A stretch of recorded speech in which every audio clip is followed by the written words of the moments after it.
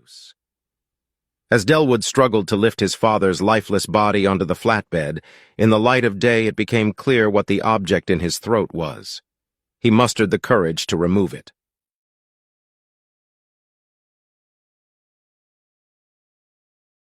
In his hand was an item he had become very familiar with, an object that he himself helped to create. It was essentially a piece of scrimshaw, but one crafted for a specific purpose. A few years back, on the road with his dad, Delwood was introduced to another grifter, a friend of his father's named Longhorn Bob.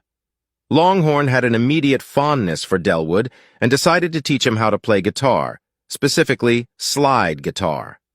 Longhorn gave him an old, beat-up Silvertone guitar, and together they carved and crafted a slide out of the femur of a horse that had recently died on Longhorn's ranch.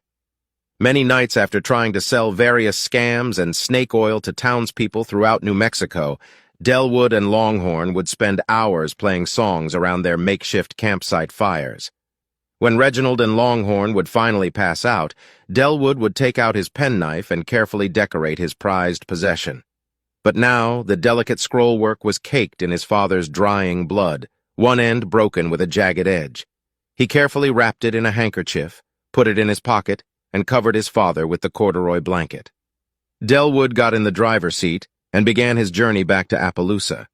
He was only 13, but had been driving that old Chevy 1/2 ton for years, typically when his dad was passed out drunk. This time was different.